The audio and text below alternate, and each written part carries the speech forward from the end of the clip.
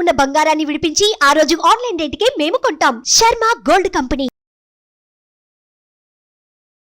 నమస్తే రమగారు. నమస్తే జయ. శ్రీరామనవమి శుభాకాంక్షలు అండి. నీకు కూడా జయ. సుమన్ టీవీ ప్రేక్షకులందరికీ శ్రీరామనవమి శుభాకాంక్షలు. మనం ప్రతి సంవత్సరం మాట్లాడుకుంటాము అంగరంగ వైభవంగా ప్రతి వీధిలోనూ, అంటే ప్రతి గ్రామంలో రామాలయం అనేది ఖచ్చితంగా ఉంటుంది కదా రమగారు, ఏ దేవాలయం ఉన్నా లేకున్నా. రామాలయం అంటే కనీసం రామభజన మందిరమైన ఉంటుంది. భారతదేశంలో రామ మందిరం లేని ఊరే లేదు. అవును అవును, చాలా బాగా జరుగుతుందండి. పెళ్లి వేడుకలు అంగరంగ వైభవంగా చేస్తారు, చక్కగా పందిళ్ళు వేస్తారు. ఇక భద్రాచలంలో అయితే చెప్పనక్కర్లేదు. ఎప్పుడైనా వెళ్ళారా రమ్మగారు కళ్యాణానికి? వెళ్ళలేదు జయ. చాలా చిన్నప్పటి నుంచి రేడియో కామెంటరీ వింటాం అలవాటు మాకు. నాకు 4-5 ఏళ్ళు ఊహ వచ్చి బాగా మాట్లాడడం వచ్చిన దగ్గర నుంచి మా ఇంట్లో పెద్ద రేడియో బల్ల, పెద్ద రేడియో దానికి ఏమిటో ఇలా యాంటెన్నాలు అవి కూడా ఉండేవి చిన్నప్పుడు. టీవీ కూడా యాంటెన్నాలు లేవు, అసలు యాంటెన్నాలు ఉండేవి, గందరగోళంగా ఉండేది. ప్లగ్ పెట్టడం బాగా వినేవాళ్ళం. మొత్తం రామాయణం పూర్తి కామెంటరీ. మధ్య మధ్యలో మా కజిన్ బ్రదర్స్ వాళ్ళు కూడా వెళ్తుండేవాళ్ళు. మా కాలేజీ విద్యార్థులు, మా దువ్వూరు తాతగారు, ఉషశ్రీ గారిది, అలా ఎంతమందిదో వింటుండేవాళ్ళం. కళ్యాణానికి మేము వెళ్ళిందే లేదు, మా ఊళ్ళో కళ్యాణం చేసుకునేవాళ్ళం. ఓకే, మాకు సొంత ఇళ్లలో కళ్యాణం చేసుకునే అలవాటు కూడా ఉంది. అందుకని భద్రాచలానికి వెళ్ళాల.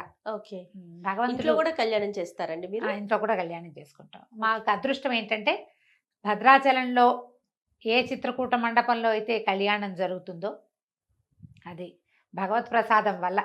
మా తాతగారే దాన్ని స్వయంగా నిర్మించారు. దాని నిర్మాణ పర్యవేక్షణ మా తాతగారే 1960sలో చిత్రకూట మండపం కట్టినప్పుడు తాతగారే అప్పుడు జీర్ణాలయ ఉద్ధరణ చేశారు కదా 60ల్లో. అవును, నేను కూడా పుట్టలేదు, నేను పుట్టడానికి అప్పుడు ఇది ఆ చిత్రకూట మండపం తాతగారి దగ్గరుండి కట్టించారు. ఆ మండపంలోనే మనకి కళ్యాణం జరుగుతుంది కదా. అప్పుడు వెళ్ళేవాళ్ళు, బహుశా నా చిన్నతనంలో, నేను పుట్టకముందు వెళ్ళేవారు, తర్వాత కూడా వెళ్ళేవాళ్ళు అనుకుంటా. నాకు బాగా ఊహ వచ్చేసరికి తాతగారు పెద్దవారు అయిపోయారు. 1-2 సార్లు వెళ్ళటం తెలుసు నాకు, అంతకంటే బాగా తెలియదు. ఎప్పుడు ఇలాగే తర్వాత మా ఊళ్ళో ఉన్న రామణ భజన మందిరంలో కళ్యాణం చేసేవాళ్ళు. చుట్టుపక్కల దేవాలయాల్లో ఉన్నాయి. ఇప్పుడు హైదరాబాద్ వచ్చేసి వివాహం అయిపోయిన తర్వాత ఇక్కడ చాలా చోట్ల మేము కళ్యాణాలు చేసుకోవటము, ఇంట్లో చేయటము. మాకు వేద పాఠశాల ఉంది కదా మా మరిది గారికి, అక్కడ కళ్యాణం చేయటం, నిరుడు కళ్యాణానికి మేమే కూర్చున్నాం పీటల మీద. అవకాశం ఉందిగా. అవునవును, కానీ పీటల మీద కూర్చోవటం అదొక అనుభూతి కదా రమ్మగారు. అదో సంతోషం, అదో ప్రత్యేకమైన అనుభూతి కదా. రాముల వారు మనకు అల్లుడైపోతాడు, సీతామహాతల్లి మనకి కూతురు అయిపోతుంది. ఎంత అద్భుతంగా ఉంటుందో. మరి పండుగ యొక్క విశిష్టత ఒక్కసారి మాట్లాడుకుందామండి. మనకి 2 యుగాల ముందున్న రాముడు మన మీద ఎలాంటి బలమైన ముద్ర వేశాడంటే, అన్నిటికీ రాముడే. మనకి మంచివాడని చెప్పుకోవాలన్నా రాముడే, ధైర్యశాలని చెప్పుకోవాలన్నా రాముడే, ధర్మాత్ముడని చెప్పాలన్నా రాముడే. మంచి అన్నయ్య, మంచి నాన్న, మంచి కొడుకు, మంచి భర్త, మంచి రాజు. ఇప్పటికీ మనకి రామరాజ్యమే కావాలి. అంతటి ప్రభావవంతమైన ముద్ర వేశాడు రాముడు. మన ముందు యుగాలకి చెందినవాడు. మన ముందు యుగంలో కృష్ణుడు ఉన్నాడు, అంతకుముందు యుగంలో ఉన్నవాడు శ్రీరాముడు. అంత అద్భుతమైన ముద్ర వేసిన రాముడికి పుట్టినరోజు జరుపుకుంటాం. భారతదేశం అంతా పుట్టినరోజు జరిపితే తెలుగునాట మాత్రం పెళ్లి రోజు కూడా జరుపుకుంటాం. అవును, అయితే ముందు కాలంలో లేదు, కానీ కంచర్ల గోపన్ గారు, రామదాస్ గారు ప్రవేశపెట్టిందే కళ్యాణోత్సవం. సీతారాముల కళ్యాణం జరిగింది నవమి నాడు కాదు, కానీ ఆయన వివాహం కూడా అభిజిత్ లగ్నంలో జరిగిందనే చెప్పబడుతుందట. అంచేత ఏ అభిజిత్ లగ్నంలో ఆయన జన్మించాడో అదే లగ్నంలో వివాహం కూడా చేయటం కోసం ఇట్లా మధ్యాహ్నం పూట కొంచెం లేటుగా మొదలు పెడతారు కదా. ఊరూరా కళ్యాణ మండపాలు వెలుస్తాయి. మనకి తెలుగునాట అంతా ప్రత్యేకంగా కనపడుతుంది. రామ అనే 2 అక్షరాలు అత్యంత సులువుగా పలకగలిగేవి, మనని తరింపజేసేస్తాయి. పెద్దదైన నారాయణ మంత్రాన్నో లేదా ఉపదేశం అవసరమైనటువంటి పంచాక్షరినో కాకుండా ఎవరైనా కేవలంగా రామనామం చేసుకో అని నేను నీకు చెప్పచ్చు. నేను అధికారిని చెప్పడానికి అధికారం నాకు లేకపోవచ్చు, పుచ్చుకునే అధికారం నీకు లేకపోవచ్చు. కానీ అయినా కూడా రామ మంత్రాన్ని ఎవరైనా ఎవరికైనా తేలికగా ఉపదేశించవచ్చు. తారక మంత్రాన్ని గురుముఖత తీసుకునే అద్భుతమైన వ్యవహారం కూడా ఉన్నప్పటికీ కేవలంగా రోజు రామనామం చెప్పుకో అని మామూలుగా ఎవరైనా ఎవరితోటైనా చెప్పేసేయచ్చు. అది అంత అద్భుతమైన ఫలితాన్ని కూడా ఇస్తుంది. మామూలుగా మంత్రోపదేశం, మంత్రం అంటే అది చాలా ప్రభావవంతమైంది, బలమైంది, ప్రత్యేకమైనది. కొంత నియమం, నిష్ఠ కావలసినవి. విధానము, గురువుకో విధానం, వారి విధానాన్ని మనం పాటించాలి, నియమాలు ఉంటాయి. ఆ నియమం లేకుండా మనని తరింపజేయటానికే రామనామం ఉంది, రాముడున్నాడు. బా. అలాగే ఉంటాడు. ఇప్పుడు ఈ కథల్లో మనం చెప్పుకునే కథల్లో భగవంతుడే రాముడుగా అవతరించాడు. వాల్మీకి రామాయణంలో సుస్పష్టంగా చెప్పబడుతుంది. నేను వీళ్ళ యందు అవతరిస్తాను అని ఆయన చెప్పాడు స్వయంగా బాలకాండలో. చెప్పిన తర్వాత జరిగిన పుత్రకామేష్టిలో పాయసం వచ్చింది. పుత్రకామేష్టిలో ఉన్న యజ్ఞపురుషుడు పాయసం తీసుకొచ్చి ఇచ్చాడు దశరథుడికి. ఆయన 3 భార్యలకి పంచుకోమని. ఆయన ఒక ఆవిడికి ఒక సగభాగము, రెండో ఆవిడికి పావు భాగము, మూడో ఆవిడికి 4వ భాగము, ఇట్లా చొప్పున 2 భాగాలు మధ్యలో ఆవిడికి దక్కేలాగా చేసి పంచిపెడితే, పాయసాన్నంలో అర్ధభాగంగా అంటే దశరథుని తాలూకు తపశ్శక్తిలో, తపో ఫలితంలో సగభాగంగా భగవంతుడు జన్మించాడు. కానీ ఆయన పుట్టిన నాటి నుంచి వెళ్ళిపోయే నాటి వరకు, అవతారం చాలించి నిష్క్రమించే నాటి వరకు తనని భగవంతుడుగా ఎక్కడా ఎప్పుడు ఏ సందర్భంలోనూ చెప్పుకోలేదు. అవును, భగవంతుడిగా ప్రవర్తించలేదు. ఒక అద్భుతమైనటువంటి అతిమానుషమైనటువంటి మానవుడిగానే కనిపించాడు. అలాగే ప్రవర్తించాడు. మానవులకుండే రాగద్వేషాలు అనుభవించి చూపించాడు. సీత తప్పిపోయినప్పుడు, ఆమెని ఎత్తుకెళ్ళిపోయినప్పుడు ఒక భార్య వియోగాన్ని స్పష్టంగా అనుభవించాడు ఆయన. భార్య కోసం ఎంత ప్రయత్నం చేయాలో అంతా చేశాడు. ఒక స్నేహితుడు తన్ని ఆశ్రయిస్తే అతని కోసం ఎంత మటుకు వెళ్ళాలో, స్నేహితుడి కోసం ఎంతకు తెగించాలో అంతవరకు వెళ్ళాడు.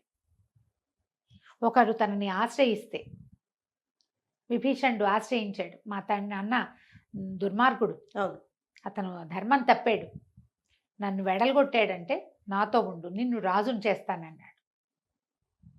ధర్మం ఎవరి పక్కనుందో వాళ్ళ పక్కనలా ఉన్నాడు. సుగ్రీవుడి దగ్గర అట్లాగే కదా ఉన్నాడు. అన్నదమ్ముల్లో ఒకరిని సంహరించి రెండో వాడిని రాజును చేయటం సాధారణంగా వింటే అది కరెక్ట్ కాదనిపిస్తుంది మనకి. కానీ ఎవరి యందు ధర్మం ఉందో వాడితోటే ఉన్నాడు. సుగ్రీవుడు ధర్మం తప్పి వాలి రాజ్యం తీసుకోలే, కానీ వాలి ధర్మం తప్పి సుగ్రీవుడి భార్యను తీసుకున్నాడు. వాళ్ళు అడిగేట, నువ్వు నన్ను అన్నయ్య ఆశ్రయించుంటే నీ భార్యను తీసుకొచ్చి చేతిలో పెట్టేవాడిని, నువ్వు సుగ్రీవుడు ఆశ్రయించవని. నువ్వు సుగ్రీవుడి భార్యని, అతను జీవించి ఉండగా అతని భార్యని నీ భార్యగా చేసుకున్నావు. నువ్వు అధర్మంలో ఉన్నావు. సుగ్రీవుడు ధర్మంతో ఉన్నాడు. ఒక ధర్మం తప్పిన వాడితోటి నా భార్యను వెతుక్కోవడానికి సహాయం కూడా నేను అడగనన్నాడు. నిజానికి వాళ్ళు మహాబలవంతుడు. రావణాసురుడు ఆయన తోకలో ఉన్న ఓ చిన్న వెంట్రుకతో సమానం వాలికి. వాళ్ళని ఆశ్రయిస్తే చాలా సులువుగా పని అయిపోయేది. కానీ రాముడు ధర్మం తప్పడు. అధర్మంగా ప్రవర్తించేటువంటి వాలితోటి స్నేహాన్ని కూడా ఆయన ఇచ్చగించాలి. మనుషులు ఎలా ఉండాలో అలా చేసి చూపించాడు. నువ్వు ధర్మంతో ఉండు, బలవంతుడు కాదు, ధర్మాత్ముడితో ఉండు. బలవంతుడితో ఉంటే కొన్ని పనులు అవుతాయి, కానీ ఒక్కొక్కసారి వాడి బలం నీ మీదకి అతి బలంగా ప్రవర్తించవచ్చు. కానీ ధర్మాత్ముడితో ఉంటే వాడు ఎప్పుడూ ధర్మంతోటే ఉంటాడు, తన విధి విధానం ప్రకారం ఉంటాడు. అలాంటి ప్రత్యేకమైన వ్యక్తిత్వం ఉండటం వల్లే రాముడు ఇప్పటికీ మనకి ప్రత్యక్ష దైవంగా ఉన్నాడు. ఆయన ఏ మహిమలు చూపల, మహత్యాలు చూపలేదు, ఏది ఎవరికి ఇచ్చేసినట్టుగా మనకి కనపడదు. అంటే ఒక ఏదైనా కోరుకోగానే ఇప్పుడు కుచేలుడికి కృష్ణుడు అతనికి రాజ్య సంపదలు చాలా సంపదనిచ్చాడు, అలాంటిది చేయలే. శక్తితోటి చేశాడు, బలంతో, ధర్మంతో, న్యాయబుద్ధితోటి చేసినట్టే కనిపిస్తుంది. మనిషిగా ఎలా ఉండాలో, ఒక పరిపూర్ణ మానవుడు ఎలా ఉండాలో అలా ఉండి చూపించాడు. కాబట్టి రాముడు మనకి దైవంగా ఉన్నాడు. ఆ రాముడిని ప్రతి సంవత్సరం ఆయన పుట్టినరోజు నాడు తలుచుకోవటం, ఆయన తాలూకు ప్రత్యేకమైన కళ్యాణ గుణాలకి కారకురాలైనటువంటి సీతామహాసాధ్విని కూడా ఆ రోజునే తలుచుకుని ఆమెను ఆయన పక్కన కూర్చోబెట్టి ఇద్దరికి వివాహం జరిపి, ఆ వివాహ వేడుక మన చేత్తోటే చేస్తున్నంత సంతోషంగా ఆనందంగా జరుపుకునేందుకు మనకు ఒక అవకాశం లభిస్తుంది. ప్రతి ఏటా చేస్తాం. మన పుట్టినరోజు జరుపుకున్నట్టే రాముల వారి పుట్టినరోజు, కృష్ణ పరమాత్మ పుట్టినరోజు కొంతమందే ఇష్టంగా చేస్తారు, కొంతమందికి అలవాటు ఉండదు. రాముల వారి పుట్టినరోజు అందరికీ పుట్టినరోజే, అందరూ చేసుకుంటారు. ఎందుకంటే ఆ రోజు కళ్యాణం కూడా చేస్తాం కాబట్టి, రాముడే మనకి ఆదర్శ పురుషుడు కాబట్టి. అయితే ఈ రోజున మనం ఇంట్లో ఉదయకాలమే కాస్త ఇల్లు శుభ్రం చేసుకోవటం, మనకి చేతనైనంత పూజ చేసుకోవటం, రాముడిని తలుచుకోవచ్చు. రాముడికి సంబంధించిన ఎన్నో రకాల శ్లోకాలు, స్తోత్రాలు ఉన్నాయి. రామరక్షా స్తోత్రం అని, తర్వాత శ్రీరామ ఆపదుద్ధారక స్తోత్రం అని, రామ అష్టోత్తరాలు, ఇలా ఏవైనా 4 శ్లోకాలు చదువుకుని, రాముల వారి పట్టాభిషేకం లేని ఇల్లు ఉండదు. అందరి ఇళ్లలోనూ సీతారాముల పటం ఉంటుంది. పటానికి కొంచెం గంధం కుంకుమ అలంకరించి, పుష్పాలతో అలంకారం చేసి, ధూపము దీపము చూపించి, ఆ నైవేద్యం రాముడికి పెద్ద నైవేద్యాలు కూడా ఏం అక్కర్లేదు. సింపుల్గా అంత బెల్లం ముక్క, ఓ ఏలక్కాయ, ఒక 2 మిరియాలు తగిలిస్తే చాలు. కొద్దిగా పానకము, వడపప్పు నివేదన చేసుకుని రాముడిని తలుచుకోండి. మీ ఇంట్లో రామాయణం పుస్తకం కనుక ఉంటే 1 పేజీ మీ అవకాశాన్ని బట్టి చదువుకోండి. చాలామంది కొంటారు, ఏం చదవరు, పైన ఎక్కడో కనపడుతూ ఉంటుంది. వచ్చిన వాళ్ళు అబ్బో మీ ఇంట్లో రామాయణం ఉంది అంటే సంతోషంగా ఉంటుంది. కానీ దాన్ని మనం ఏం చెయ్యం కదా. పర్వదినం రోజున తప్పకుండా చదవగలిగితే ఎక్కువ చదవండి, లేకపోతే కొన్ని పేజీలైనా చదువుకోండి. చదవగలిగే వాళ్ళు ఉంటే కనుక సీతా కళ్యాణ ఘట్టం, పుత్రకామేష్టి ఘట్టం చదువుకోవచ్చు, సీతా కళ్యాణ ఘట్టం చదువుకోవచ్చు, అయోధ్యకాండ మొదటి 2 సర్గలు, రామగుణ వర్ణనం కావాలంటే అది చదువుకోవచ్చు. లేదా ఇవన్నీ కాదండి, చివరి సర్గ చదువుతామంటే పట్టాభిషేక సర్గ యుద్ధకాండ చివరిలో ఉంటుంది. ఏదైనా ఒక సర్గ చదువుకుని రాముల వారి పుట్టినరోజుని సంతోషంగా, ఆనందంగా, భక్తి తత్పరతతోటి జరుపుకుందాం. తప్పకుండా రమ్మగారు. నమస్తే. నమస్తే జయ. సుమన్ టీవీలో మీ పర్సనల్ అండ్ బిజినెస్ ప్రమోషన్స్ కోసం కింది నెంబర్కి కాంటాక్ట్ చేయండి.